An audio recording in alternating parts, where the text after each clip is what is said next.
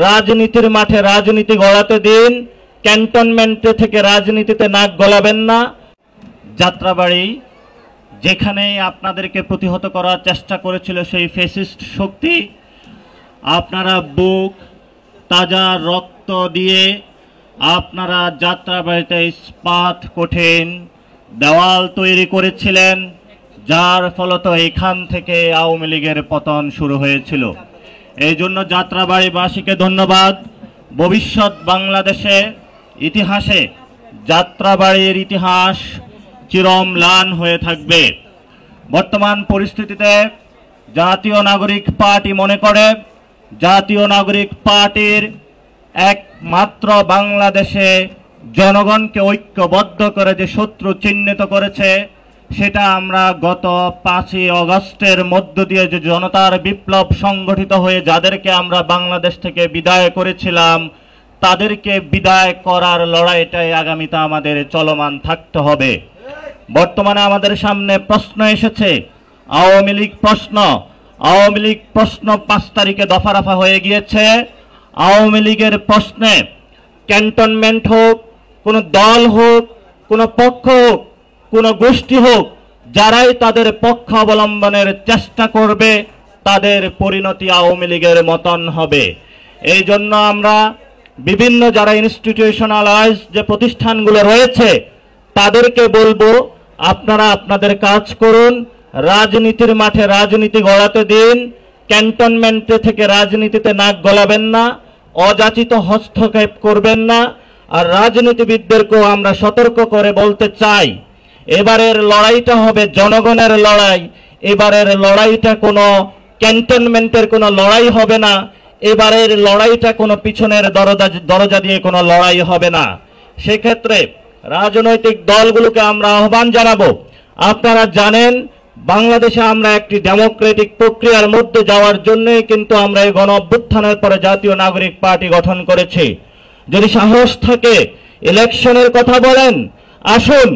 বাংলাদেশে এখনো যে লোকাল গভর্নমেন্ট ইলেকশন রয়েছে, মেম্বার, চেয়ারম্যান, এখনো তারা কিন্তু আওয়ামী লীগের সেই এস্টাবলিশমেন্টের রয়ে গিয়েছে।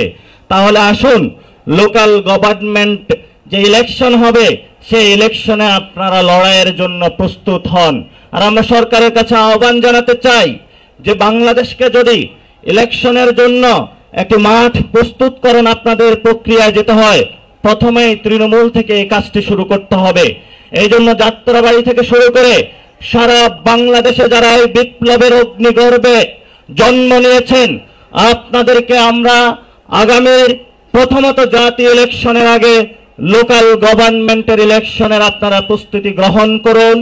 এবং সরকারকে আমরা আহ্বান জানাচ্ছি, তৃণমূলের মধ্য দিয়ে আগে আওয়ামী লীগের বিচার হোক, তৃণমূলের মধ্য দিয়ে আওয়ামী লীগকে বিদায় করুন। যারা এই তৃণমূল ইলেকশন চায় না, তারা ইনিয়ে বিনিয়ে যে কোনো মূল্যে সামাজিকভাবে আওয়ামী লীগকে প্রতিষ্ঠা করতে চায়। এই জন্য যারা রাজনৈতিক বৃন্দ রয়েছেন, সামাজিক পক্ষ গোষ্ঠী রয়েছেন, আপনাদেরকে বলে দিতে চাই, বিপ্লব পরবর্তী আমাদের একমাত্র শত্রু হলো আওয়ামী লীগ, আওয়ামী লীগদের দোসর এবং যারা আওয়ামী লীগকে নতুন করে এস্টাবলিশমেন্টের জায়গায় নিয়ে আসতে চায়। জামাত, বিএনপি, অপরাপর যে রাজনৈতিক দলগুলো রয়েছে, আমরা একই জায়গায় ঐক্যবদ্ধ। আমাদের মধ্যে বিভেদ সৃষ্টি করার জন্য কেউ অপচেষ্টা চালাবেন না। আমরা একসাথে মাঠে ছিলাম, লড়াই করেছিলাম, সে লড়াইয়ে জয় হয়েছি, কিন্তু আমাদের লড়াইটা এখনো অসমাপ্ত আকার আমাদের সামনে থেকে গিয়েছে। আমাদের অসমাপ্ত লড়াইয়ের এর মধ্যে দুটো বিষয় আমাদের সামনে বর্তমানে জরুরি বিষয় হয়ে দাঁড়িয়েছে।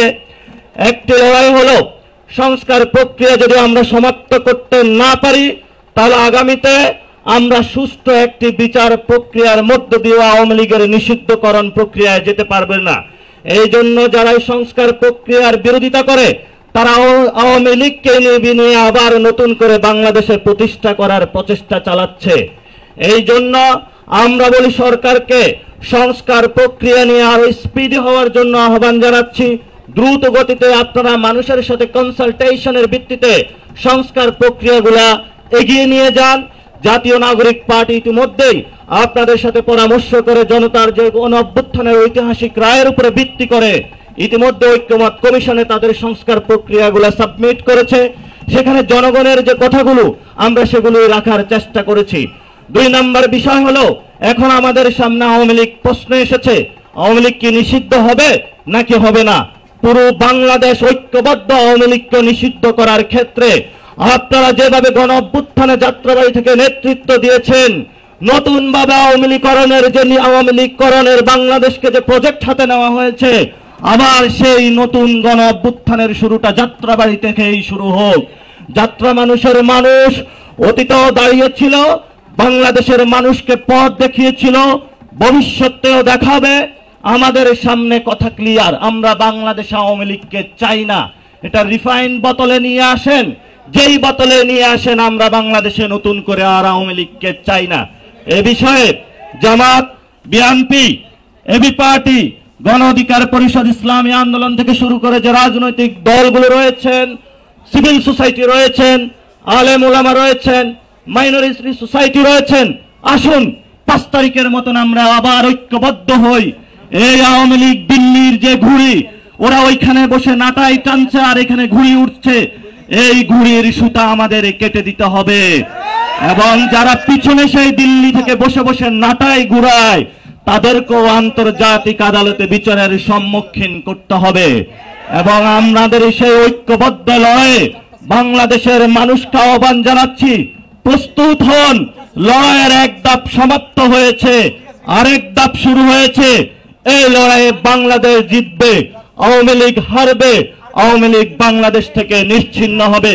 সেই লড়াইয়ের আহ্বান জানিয়ে আমি আমার বক্তব্য শেষ করছি।